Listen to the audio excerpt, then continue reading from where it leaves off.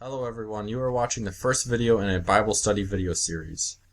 I am Dyn, and I would like to start off this video with prayer, and then we'll get into studying the first section of Genesis, which I categorize as Genesis chapter 1 verse 1 through Genesis chapter 2 verse 7. Father, I want to thank you for this opportunity to study the Bible with as many people as are willing to do this. I want to thank you for the ability to study the Bible, because I know that there are a lot of people in other countries who literally go to jail for this opportunity. I ask that you help us to understand what we're going to be reading, not just the meaning of the words, but also to just be open to whatever you have to say to us through what we're going to be reading. Amen. Since this is the first section of Genesis, I would like to give an introduction to Genesis. Genesis covers history from the creation of the world to the time when the children of Israel came to live in Egypt, about 1804 BC, according to a chart in the Ryrie Study Bible, King James Version. According to ancient Jewish tradition, Moses is the author of Genesis.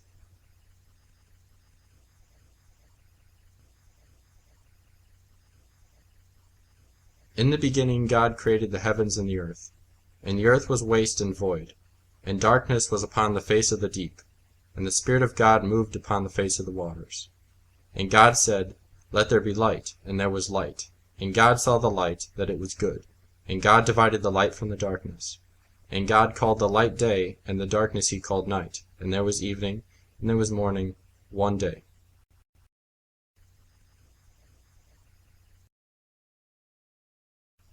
In verse 2, the word deep could mean an abyss or a quote-unquote surging mass of water.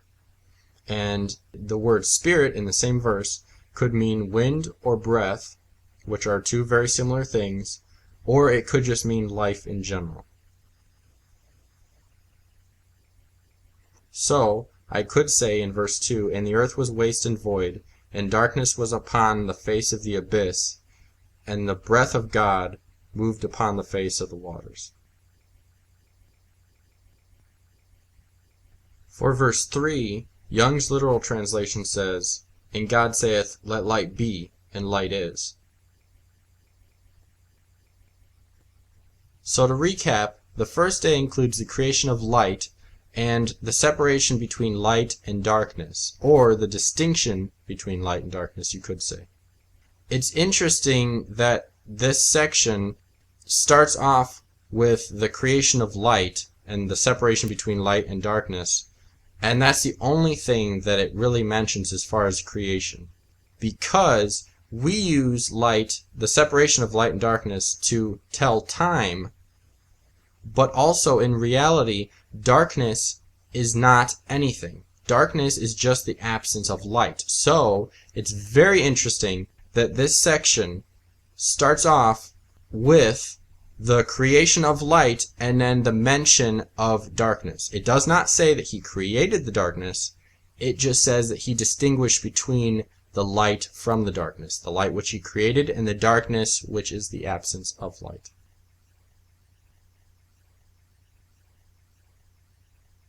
Verse 6 goes on, And God said, Let there be a firmament in the midst of the waters, and let it divide the waters from the waters. And God made the firmament, and divided the waters which were under the firmament from the waters which were above the firmament. And it was so.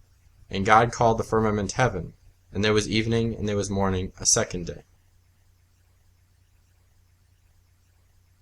According to Strong's Hebrew Dictionary, the words firmament in these verses basically just means an expanse, but they could also be used for the sky. The words divide in these verses could mean divide, or they could also mean just a distinction between one thing and another. The Hebrew word that's translated in verse 8 as heaven could mean the sky, even as low in the atmosphere as birds will fly, or it could also mean outer space. If the word firmament in these verses is talking about the sky or just the atmosphere, then the water above the firmament must be descriptive for space. Another possibility is that the water above the firmament is the same water that descended on the earth in the flood, which is mentioned in Genesis chapter 7, verses 11 through 16. And I want to point out that it does say that the windows of heaven were opened. So, the second day, God created the sky to divide the waters.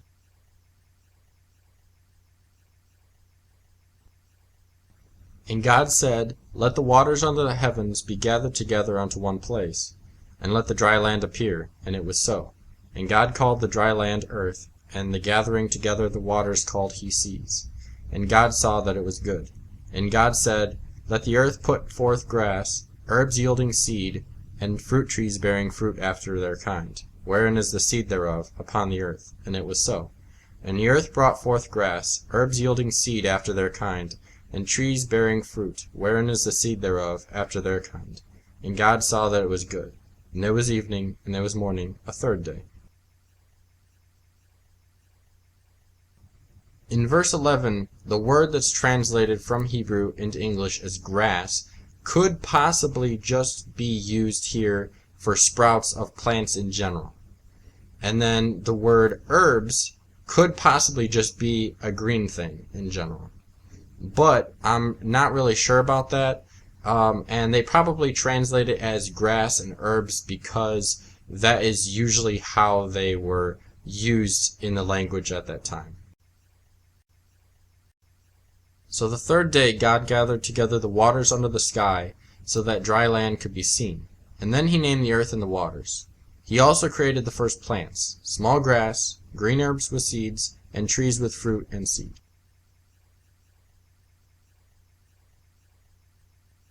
And God said, "Let there be lights in the firmament of heaven to divide the day from the night, and let them be for signs, and for seasons, and for days and years. And let them be for lights in the firmament of heaven to give light upon the earth." And it was so.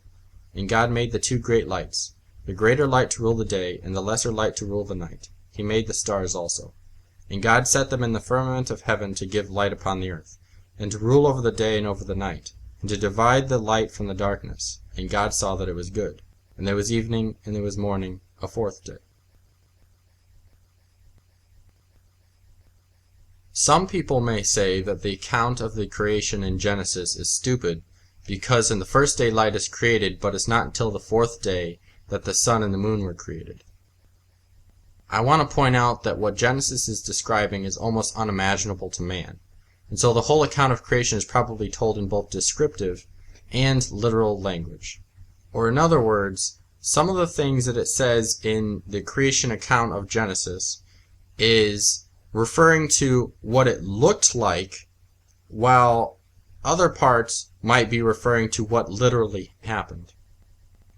Moses tried to express the creation of the world in Hebrew, which is just a human language, and I would say that he did a very good job. I also want to point out some things. There's a difference between verses 3 through 5 and verses 14 through 19. In verses 3 through 5, it says that God created the light, which is in verse 3 exactly. While in verses 14 through 19, it says that God created illuminating objects or things, specifically in the heavens, which is in verse 14. While in verses 3 through 5, God separated the light that he had created from the darkness, which is verse 4. In verses 14 through 19, the luminaries seem to have been created specifically to separate day from night on the earth, which is verses 14 through 15. Finally, I want to point out the English word rule in verse 16. The greater light was to rule, or, according to Strong's Hebrew Dictionary, have dominion over the day, and the lesser was to rule the night along with the stars. Young's literal translation says it this way: "And God maketh the two great luminaries, the great luminary for the rule of the day, and the small luminary, and the stars for the rule of the night." Again, to recap, The fourth day God created luminaries so time could be counted, and so the earth could be illuminated. He created two great luminaries, one to rule over the day and the other to have rule over the night, with the stars.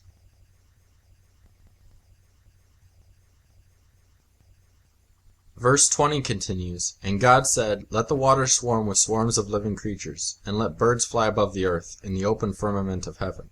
And God created the great sea monsters, and every living creature that moveth, wherewith the waters swarmed after their kind, and every winged bird after its kind. And God saw that it was good. And God blessed them, saying, Be fruitful and multiply, and fill the waters in the seas, and let birds multiply on the earth.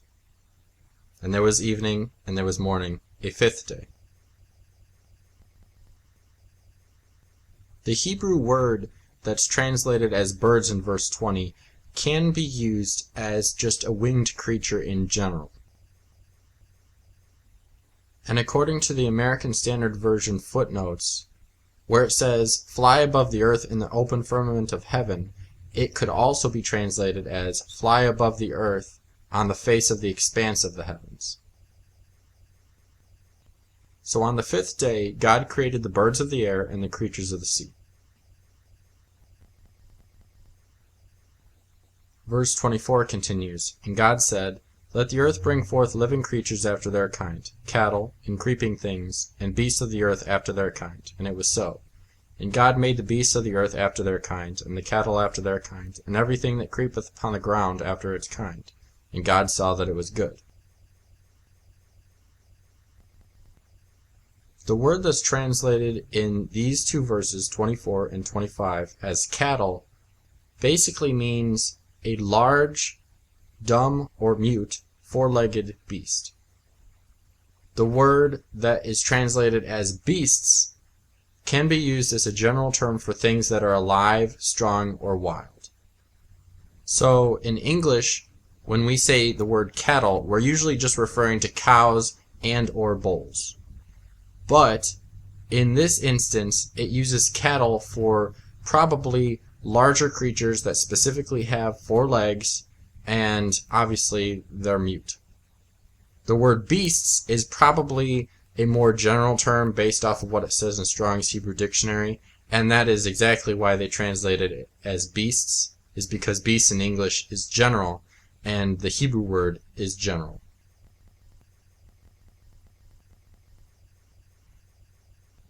"And God said, Let us make man in our image, after our likeness, and let them have dominion over the fish of the sea, and over the birds of the heavens, and over the cattle, and over all the earth, and over every creeping thing that creepeth upon the earth. And God created man in his own image, in the image of God created he him, male and female created he them. And God blessed them.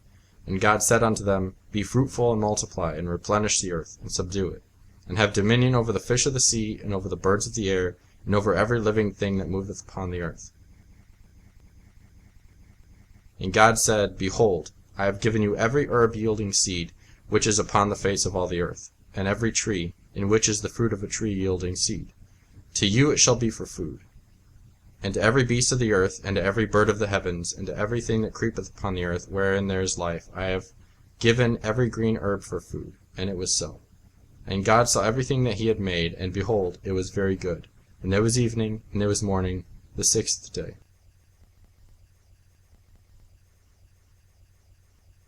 The Hebrew word translated as man in verses 26 and 27 comes from a word that means red.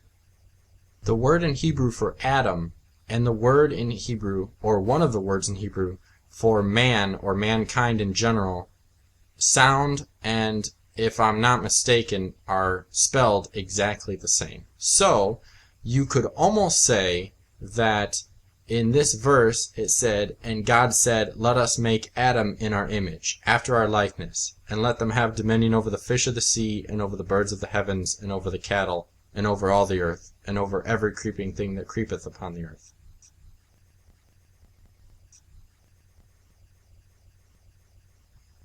Some people think that this verse, verse 26, is proof in the Old Testament that God is a Trinity. But I remember hearing on Moody Radio that in Hebrew sometimes a plural noun is used to show power or authority. According to Strong's Hebrew Dictionary, the Hebrew word commonly translated as God, even in this sentence, literally means gods, but commonly meant the supreme God. So, you could translate this verse as, "And gods said, Let us make man in our image, after our likeness, and let them have dominion over the fish of the sea," and so on. I don't believe that this verse can be used as proof for the existence of the Trinity, because, unless I'm wrong, the use of the plural in this verse probably just signifies power.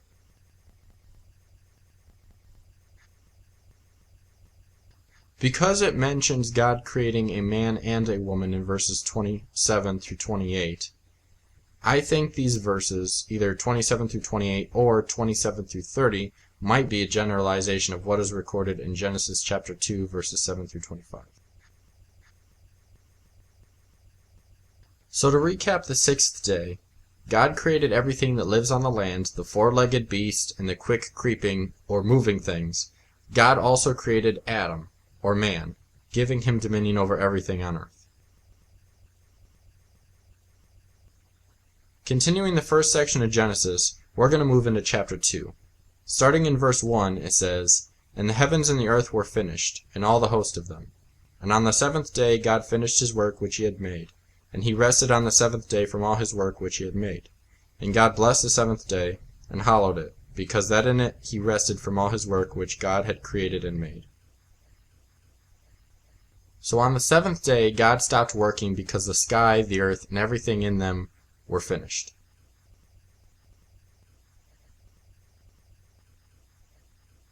Continuing in verse 4 it says, "These are the generations of the heavens and of the earth when they were created, in the day that Jehovah God made earth and heaven.